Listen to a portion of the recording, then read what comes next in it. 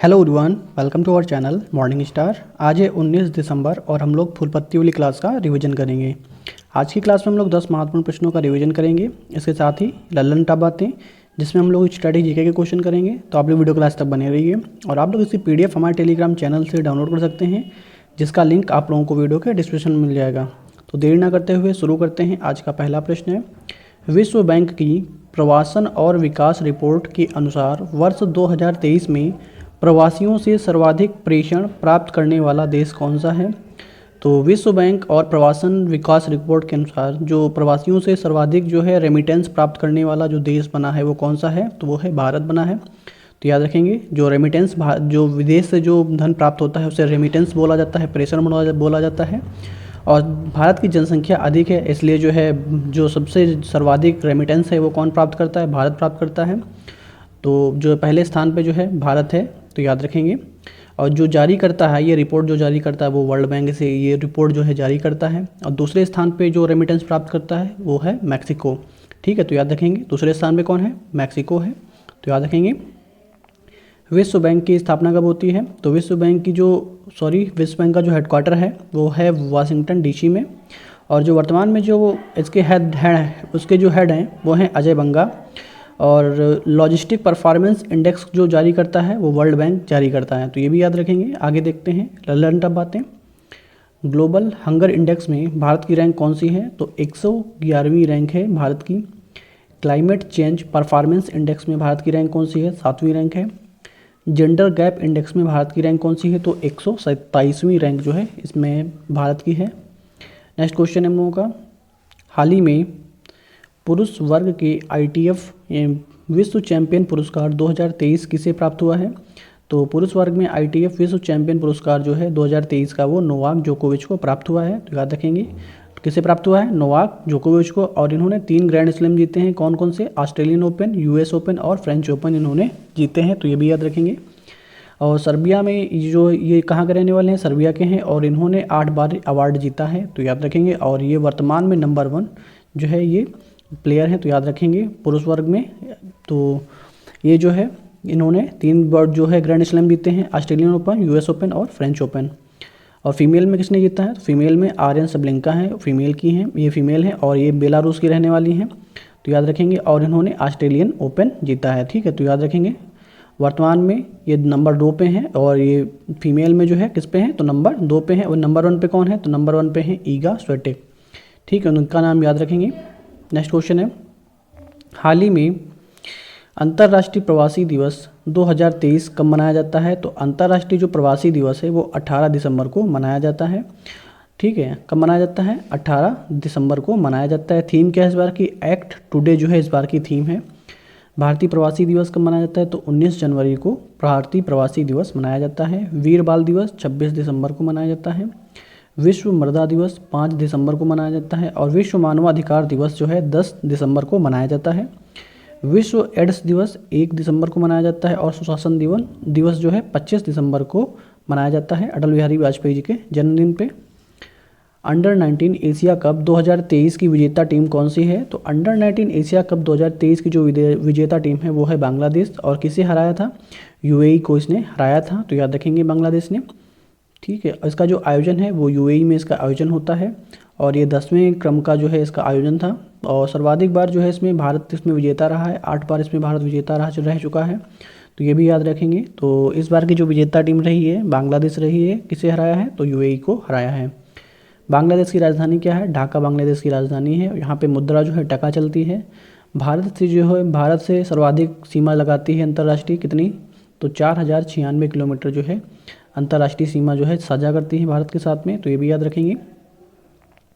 COP 28 का आयोजन कहाँ पे हुआ है, तो ये UAE में हुआ है। टाइम आउट होने के वाले पहले बल्लेबाज कौन हैं, तो वो हैं एंजेलो मैथ्यूज, श्रीलंका के हैं। बांग्लादेश के साकिब अल हसन ने जो है ये जो है, तो याद रखेंगे। केंद्र सरकार की लीड्स 2023 रिपोर्ट में अचीवर्स श्रेणी में किस केंद्र शासित प्रदेश को शीर्ष स्थान प्राप्त हुआ है, तो अचीवर्स श्रेणी में जो है शीर्ष स्थान किसे प्राप्त हुआ है, तो चंडीगढ़ और नई दिल्ली को प्राप्त हुआ है, तो याद रखेंगे। केंद्र शासित जो है चंडीगढ़ और नई दिल्ली को प्राप्त हुए हैं।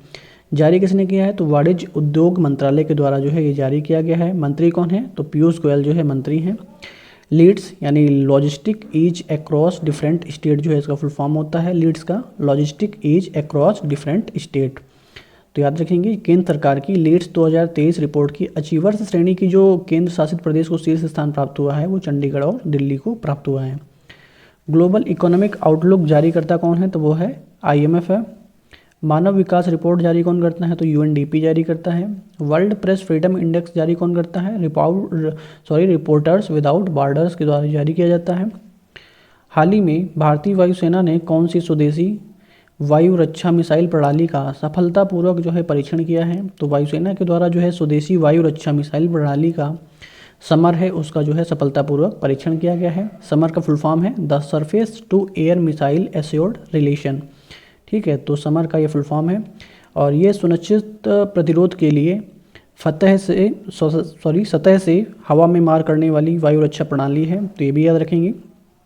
जो समर है ये सरफेस टू एयर जो है वायु रक्षा प्रणाली है, तो ये भी याद रखेंगे। इसकी जो रेंज है 25 से 30 किलोमीटर की रेंज है, यानी कि अगर कोई भी हवाई हमला होता है तो ये जो है ये 25 से 30 किलोमीटर की रेंज में ये सतह से हवा में जाके जो है उसके नष्तो नाबूद कर देगी। अगर कोई भी हमला होता है तो उसे जो है हवा में ही उसे रोक देगी।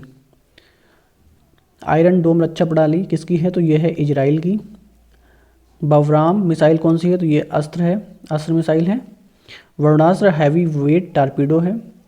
IGMDP के तहत विकसित मिसाइल कौन सी है? तो वो है ये जो है डॉक्टर APJ अब्दुल कलाम जी के द्वारा ये बनाई गई थी। पटना, पृथ्वी, अग्नि, त्रिशूल, नाग और आकाश।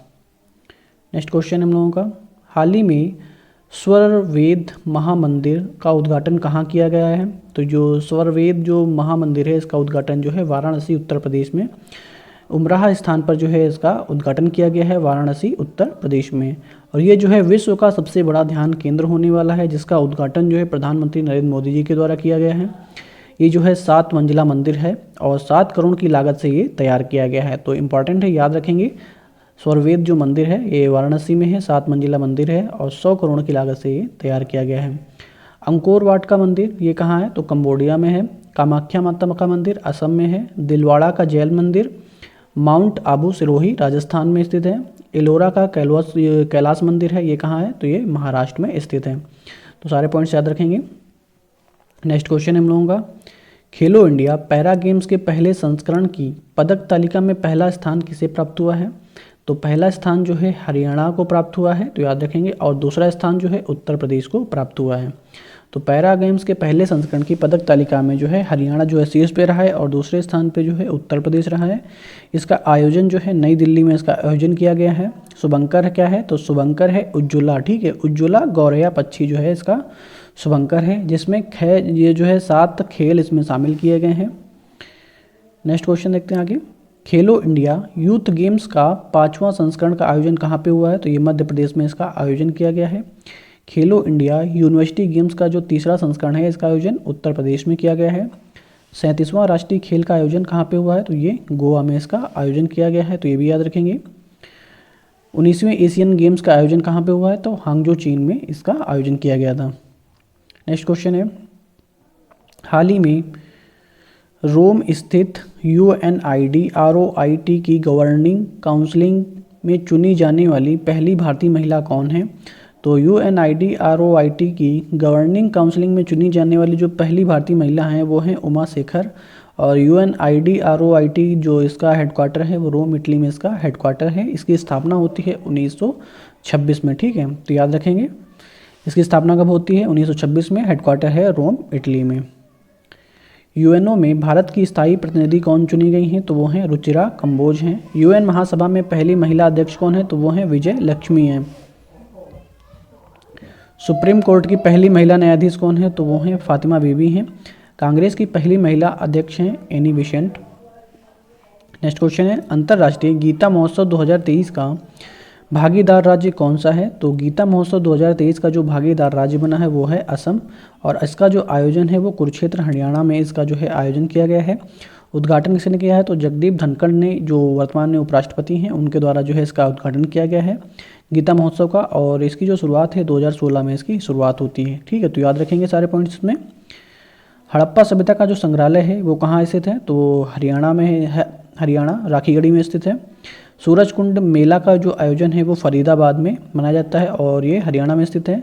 लेवेंडर फेस्टिवल जम्मू कश्मीर में है, मनाया जाता है। और अंतर्राष्ट्रीय सौर गठबंधन का जो हेडक्वार्टर है वो गुरुग्राम हरियाणा में है स्थित है। तो याद रखेंगे, जो सौर गठबंधन का हेडक्वार्टर है वो गुरुग्राम हरियाणा में इसका हेडक्वार्टर है। अब नेक्स्ट क्वेश्चन है, भारत में पहली बार दुर्लभ प्राथमिक इम्यूनोडिफिशियंसी से पीड़ित बच्चों का हुआ जो है बोन मैरो प्रत्यारोपण। तो ठीक है, बोन मैरो प्रत्यारोपण हुआ है, तो ये भी याद रखेंगे। पहली बार जो है दुर्लभ प्राथमिक इम्यूनोडिफिशियंसी से जो है पीड़ित बच्चे हैं जिनका जो है बोन मैरो ट्रांसप्लांट हुआ है, तो ये भी याद रखेंगे। आई होप आप लोगों को वीडियो पसंद आया होगा। वीडियो पसंद आया हो तो हमारे चैनल मॉर्निंग स्टार को लाइक करें, सब्सक्राइब करें और बेल आइकन को प्रेस कर लें और वीडियो को ज़्यादा से ज़्यादा शेयर करें। और आप लोग इसकी पीडीएफ हमारे टेलीग्राम चैनल से डाउनलोड कर सकते हैं, जिसका लिंक आप लोगों को वीडियो के डिस्क्रिप्शन में मिल जाएगा। इसके अलावा आप लोग यहाँ से भी क्लिक करके जो है टेलीग्राम चैनल ज्वाइन कर सकते हैं। टेलीग्राम चैनल पे आप लोगों को डेली करंट अफेयर्स की क्विज का भी उसमें आप लोग क्विज कर सकते हैं और डेली पीडीएफ भी डाउनलोड कर सकते हैं और वीडियो की अपडेट्स भी उसमें पा सकते हैं। Okay, thank you guys.